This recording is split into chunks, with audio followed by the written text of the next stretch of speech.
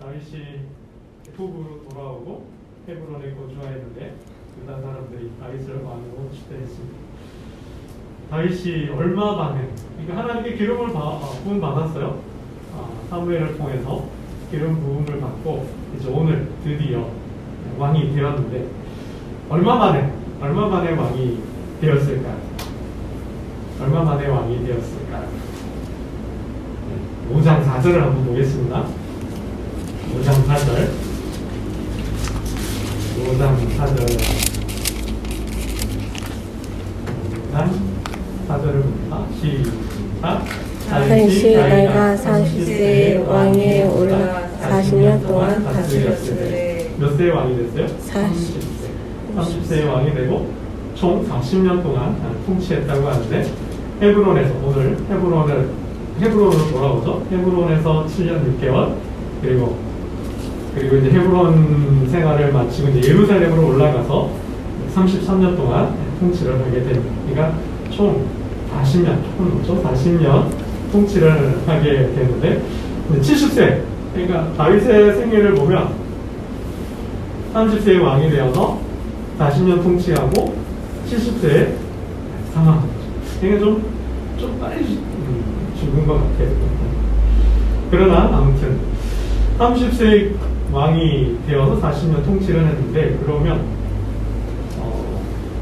기름 부음을 받고 사무엘에게 기름 부음을 받고 얼마 만에 왕이 된 걸까요?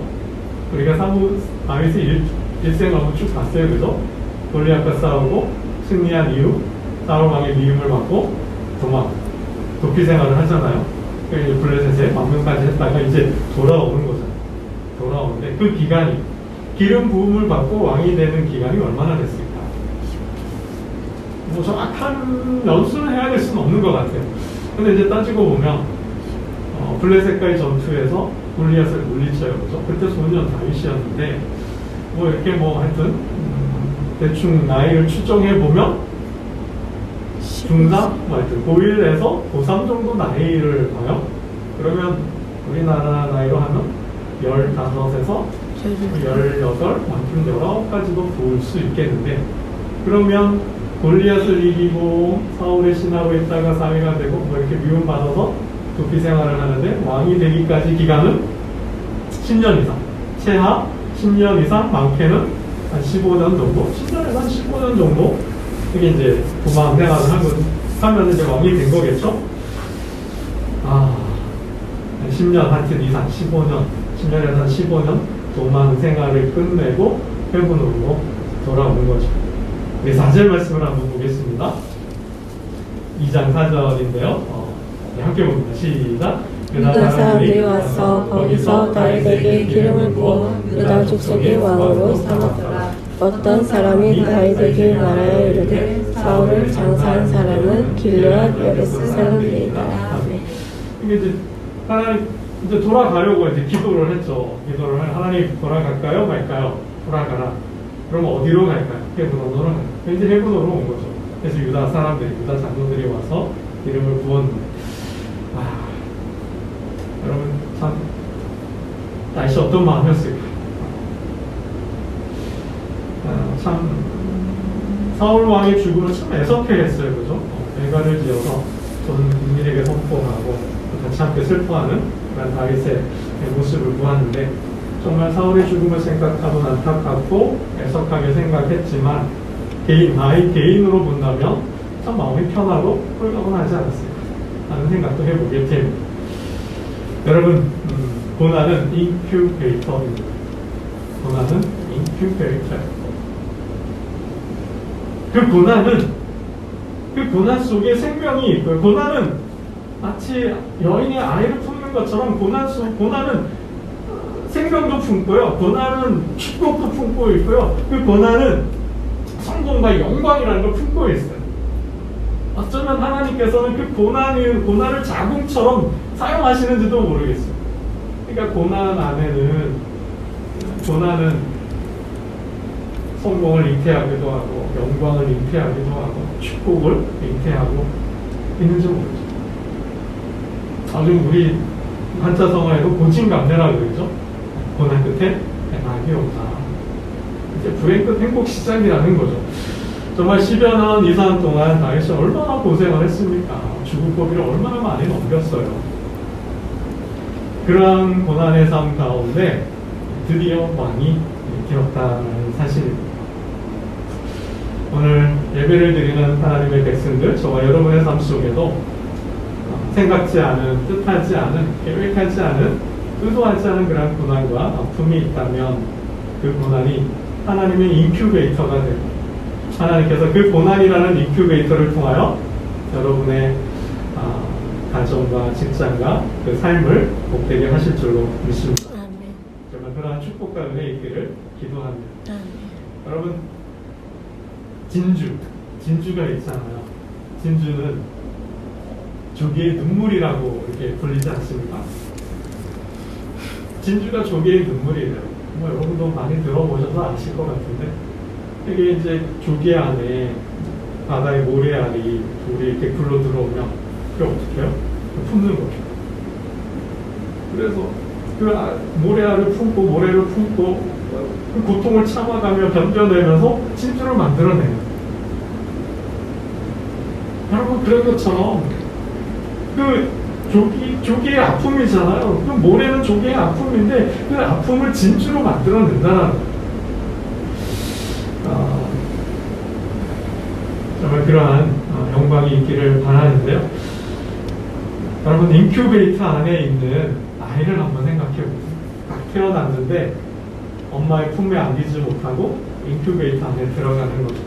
여러 가지 이유로 미숙, 전체적 미숙아 아니면 특별한 질환을 앓고 있거나, 그러니까 갓 태어나서 엄마 품에 안겨야 되는데 엄마 품에 안기지 못하고 인큐베이터 생활을 하는 거예요. 저도 미처 생각을 못 해봤는데요. 그 갓난 아이 입장에서 인큐베이터 안에 들어간 그 아이의 입장을 한번 생각해 보세요. 아이가 어떤 상황일까? 엄마 뱃속이 얼마나 좋아요, 그죠? 푸근하고 따뜻하고 편해요. 정말 그 천국이 따로 없을 것 같아요. 엄마 뱃속에 있는 아이는 정말 뭐 천국이 아닐까. 그런데 어느 날 갑자기, 그죠? 얼마나 고통스럽게 태어나요. 그 상고를 엄마와 함께 겪으면서 태어나잖아요.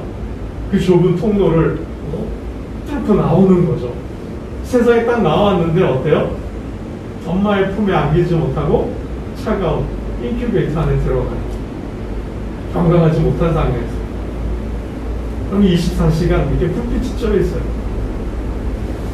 이게 뭐예요? 잠도 잘 못 자는 거죠. 굉장히 자극적이에요. 예민해지는 거죠.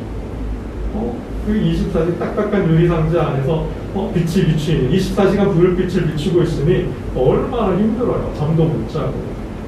그런데다가 뭐예요? 늘 듣던 엄마 아빠의 목소리도 없어요. 그렇죠? 혼자입니다. 딱딱한 유리상자 안에 배고픔의 공포가 있죠. 엄마 뱃속에 있을 때는 배고픔을 모르잖아요. 근데 거기가 진짜 배고픔이 오잖아요. 얘는 몰라요. 아기는 그런 것도 몰라요. 내가 지금 어떤 상태에 있는지 몰라요. 근데 배고픔이 와요. 그럼 어떤 느낌이 될까요? 이게 죽음의 공포라고요. 아이의 그 배고픔은 죽음의 공포, 자기가 사라질 것 같은, 멸절될 것 같은 그런 공포로 느낀다라는 거예요. 그런데도 어떻게 해요? 이게 먹었으면 이게 배설도 하잖아요. 얼마나 찝찝해요. 그죠? 이게 축축한 게 얼마나 찝찝해요. 그런데 이상한 소리, 듣지도 못한 소리들이 들려오는 거죠. 낯선 목소리들. 그죠?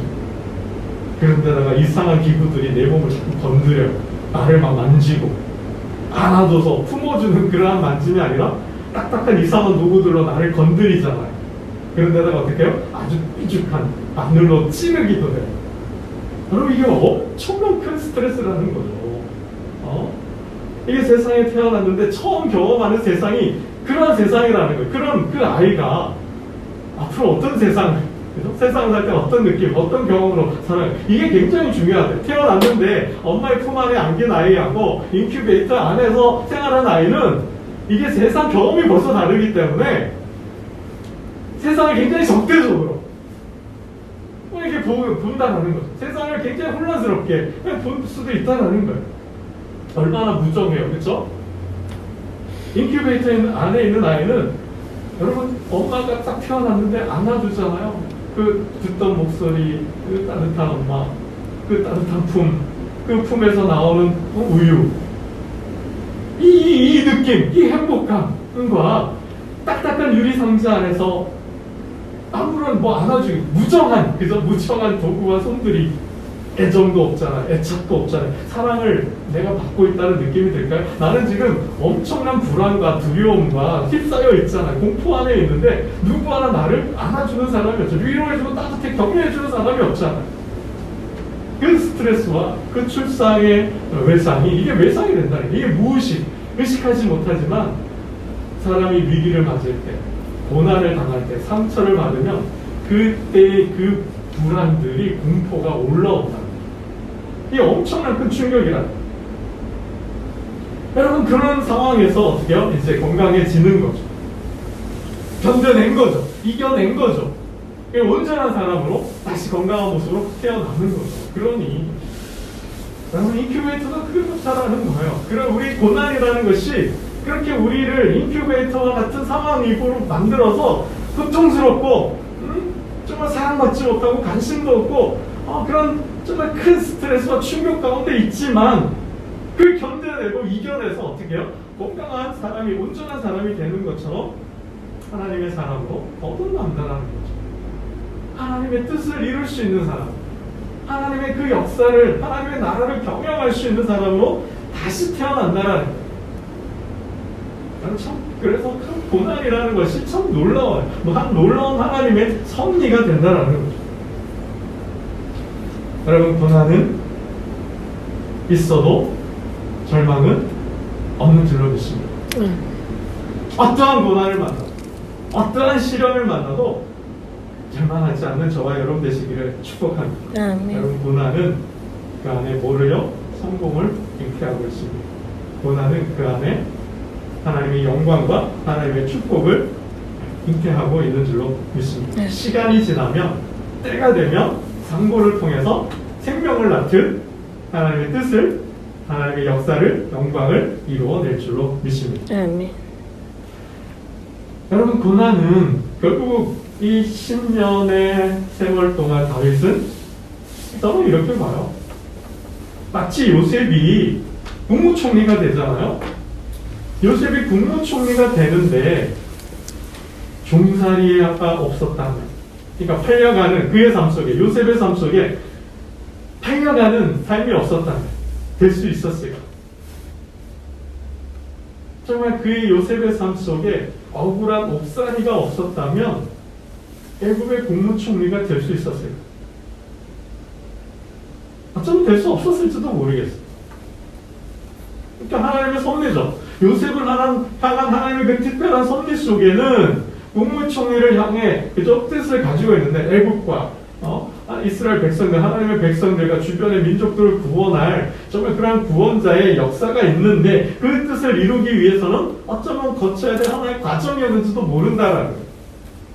그 과정 속에 있을 때, 팔려갈 때, 종살이 할 때, 또 누명을 쓰고 옥살이 할 때는 몰랐지만, 알 수 없었지만, 내가 총리가 되고 나서 보니 내가 총리가 되기 위한, 하나님의 뜻을 이루기 위한 하나님의 사람이 되는 하나의 길, 하나의 과정이었는지도 모른다라는 거죠. 여러분, 정말 요셉은 팔려갔어요. 누구의 집에? 보디발의 집이잖아요. 그 보디발이 누구예요? 왕의 경호대장이에요. 왕의 신변을 책임지는 뭐예요? 뭐라 그러죠? 대통령 경호실장. 그가 해당하는 사람이죠. 그게 지금 감옥에 있잖아요. 거기서 총무가 돼. 모든 종들 중에 으뜸 종이 되는 거죠. 그 뭐라 그러죠? 집사. 가정 총무가 되잖아요. 모든 집을 다 관리. 그러니까 전폭적인 신뢰 안에서, 신임 안에서 모든 집을, 모든 종과 모든 재산을 다 관리하는, 집 전체를 관리하는 사람이 되잖아요. 이게 어마어마한 위치 아니에요? 이게 뭐예요? 경영 능력을 가지고 있는 거죠. 근데 그 부인의, 그죠? 너무 잘생겼다는 이유 하나만으로 그 추첨을 거부했다가 누명을 쓰고 감옥에 가. 근데 감옥에서도 하나님의 은혜를 입죠. 간수장의 사랑을 받아서 감옥의 모든 일을, 대수사를 다 관리하는 거예요. 여러분, 그곳이 어디예요? 왕에게 죄를 짓고 오는 사람들이라는 거죠. 단순한 잡범들이 아니에요. 그죠? 절도범이나 그런 강도들이 아니에요. 경호대장 집에 있는 감옥에 오는 사람들은 왕을 돌보는 정치인들인 거죠. 고관 대작들인 거죠. 당시 왕의 미움을 사가지고 감옥에 온 사람들이에요. 그러니 뭐요? 그 사람들을 관리해주고. 그러니까 이 친분이라는 거죠. 정치를 하는데, 정부의 요직에 들어가는데, 이 인맥이라는 것이 얼마나 중요해요? 그러니까, 하나님은 다가올 닥쳐올 그 대재앙과 그 대장을 막고 그 재앙으로부터 구원할 사람으로 요셉을 택했는데 뭐예요? 그러한 가정들, 그의 삶을 하나님은 쓰고 계셨다는 거예요. 그러니까 그 고난이, 종살이와 옥살이가 뭐예요? 하나의 인큐베이터예요. 하나님의 사람으로, 하나님의 구원자로 등장하는 하나의 인큐베이터 역할을 하고 있다는 거예요.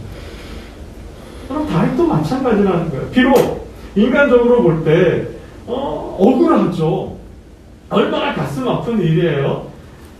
정말 정신 이상자와 같은 그 사울이 정말 내가 무슨 죄를 지었어요. 내가 무슨 잘못을 했어요. 정말 이렇게 억울할 수가 있을까요? 근데 뭐 어떡해요. 나를 미워하고 나를 질투하고 자신의 나라를 뺏길 것 같아서 나를 견제해서 잡으러 다니는데 죽이려고 하는데 도망가야죠. 그 시간이 10년이 넘었다는 거죠. 그 시간이 세월의 10년이 넘었어요. 여러분 그 시편의 절반이 다윗의 시인데 그 다윗의 시가 절반이 뭐예요? 눈물의 시잖아요. 탐험의 시잖아요. 하나님 어찌하여 나를 이렇게 하시나이까? 왜 내 주변에 이렇게도 많은 대적이 있나이까? 이런 고백이잖아요. 그러면서 또 구원받은 은혜 감사해서 감사시도 쓰고. 그럼 결국 다윗의 그 10년은 국가를 경영할 수 있는 능력을 갖는 시간이었다고 저는 보고 싶습니다. 여러분 도망 혼자 다니기도 힘든데 사람들이 오잖아요. 찾아오잖아요. 그 사람들이 농사 짓다가 할 일 없어서 온 사람들일까요? 나라의 어떤 국법을 어기고 죄를 지어서 찾아오는 사람들일까요? 그런 사람들이 아니고 어떤 사람들이에요? 환난을 당하고 핍박을 당하고 어려움을 겪었던 사람들이 뭐예요? 사울이 눈높게 난 거죠. 사회 정치가 싫은 사람들인 거죠. 그런 사람들이 찾아온다라는 거, 왔다라는 거죠. 뭐예요? 사람을 얻는 거. 그것뿐인가요? 도망을 다니면서 뭐예요? 국토 대장정을 한 거죠. 그래서 마치 김정호가 조선의 지도를 그려내는 것처럼 그렇게 도망하면서 뭐예요? 지리 공부를 하는 거죠. 국가의 지리를 공부를 하는 거죠. 동해 번쩍 서해 번쩍 하면서 이 이스라엘 지역의 지정학적 위치를 다 공부하는 것. 이게 뭐예요? 당시에 전쟁을 하려면 이 지리적 이 위치를 파악하는 게 얼마나 중요합니까? 지리를 배우는 거예요. 뿐만 아니라 뭐예요? 망명도 가죠? 국제 정세를 익히는 거잖아요. 블레셋 그런 왕의 밑에 있으면서 뭐예요? 블레셋의 동정과 상황과 군대와 뿐만 아니라 주변과의 나라와의 관계들, 이 국제 정세를 여러분 배우는 거죠. 뿐만 아니라 이게 다 뭐예요? 리더십이죠. 왕이 되는 리더십 훈련이 된다는 거예요. 그리고 얼마나 많은 전쟁을 해요? 이기는 전쟁을 하잖아요. 병법이죠. 싸울 수 있는 능력, 병법, 작전 능력, 작전 수행력, 전투력. 여러분 결국 이 시간이 제가 한번 참 은혜 받았던 게 그거예요. 하나 말씀드리면 이삭이잖아요. 이삭이 우물을 파는 전문가가 되지 않습니까? 우물을 파는데 파면 어떻게 해요? 그럴 사람들이 와가지고 뺏어가고 아니면 묻어버리고 또 파면 또 뺏어가고 또 파면 또 뺏어가고 그럼 가는 곳마다 팔 때마다 다 빼앗기잖아요. 근데 결국 뭐가 돼요? 그만큼 지경이 넓어졌고 또 뿐만 아니라 뭐예요? 우물을 팔 수 있는 능력이 또 생기는 거잖아요. 여러분 참 이게 묘한 거죠. 아프면 아픈 만큼 성장하는 그만큼 인생이 놀라운 인생으로 바뀌는 거죠.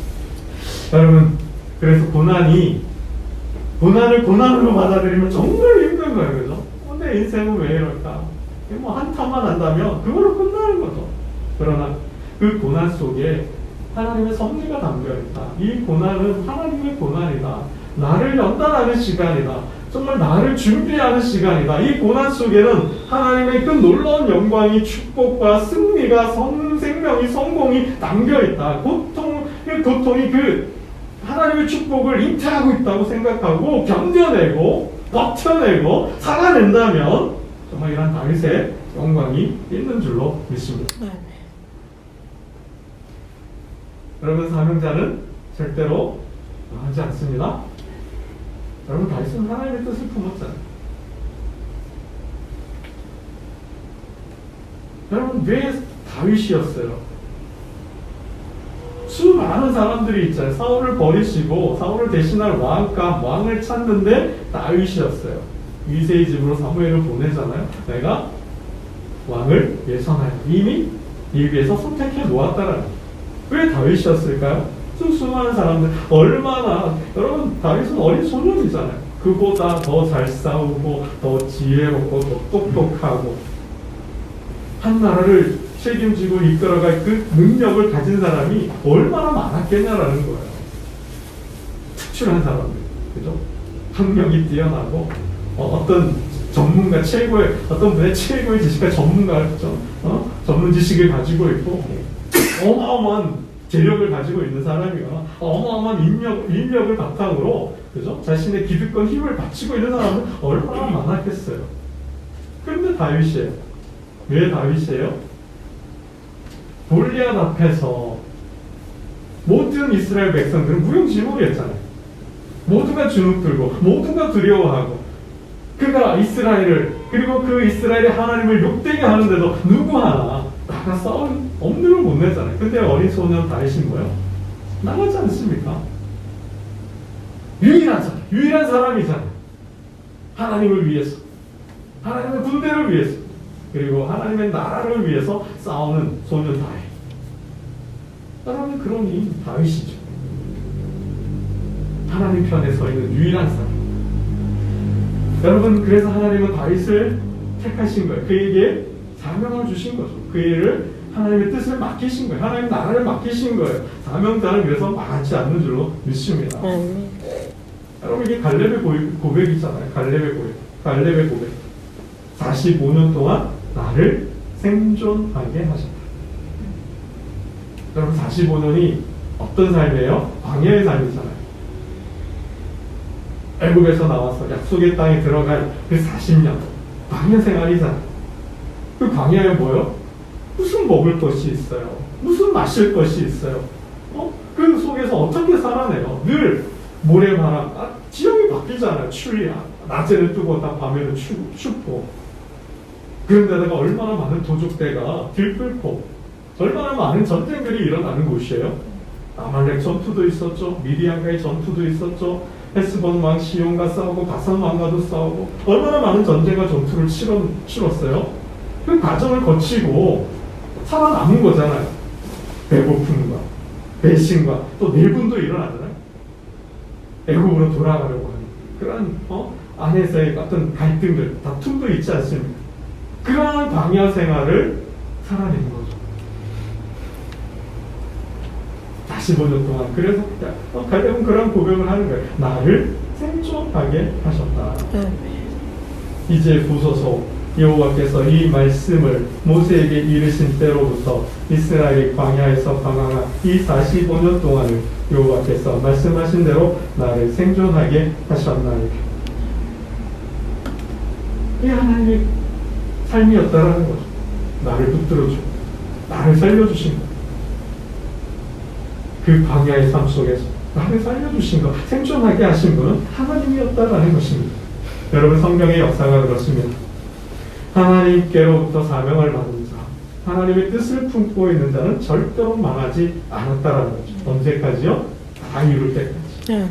하나님 맡겨주신 그 사명을 다 이룰 때까지는 절대로 망하지 않았다는 거예요.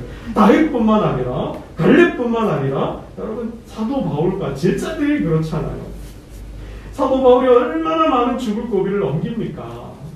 고린도후서 11장에 그 고생남이 있잖아요. 40에 하나 감옥매를 5번 맞고 태형을 맞고 강도의 위협과 바다의 위협과 그 죽을 고비들이 얼마나 많습니까? 가는 곳마다 유대인들이 도전이 있고 소동이 있고 잡아서 돌로 쳐 죽이려고 하는 일들이 얼마나 많이 당하냐는 거예요. 그러나 로마에서 아니 서바나에까지 복음을 전할 때까지 하나님 그의 생명을 붙들고 계셨다는 거죠. 여러분, 우리가 하나님을 붙드는 순간 하나님의 사명을 받아서 그 사명을 이루려 할 때까지 하나님은 생존케 하시는 줄로 믿습니다. 아멘. 함께 하시는 줄로 믿습니다. 아멘. 정말 여러분, 이제 새해를, 이 묵은 해를 보내고 2021년을 보내고 2022년을 맞는 길목에 있습니다. 이제는 나를 위한 삶이 아니라 하나님과 그의 나라를 위한 삶을 꿈꾸시고 그 사명을 가지고 우리 남은 여생을 하나님께 드린다면 정말 노후를 욥처럼, 정말 다윗처럼,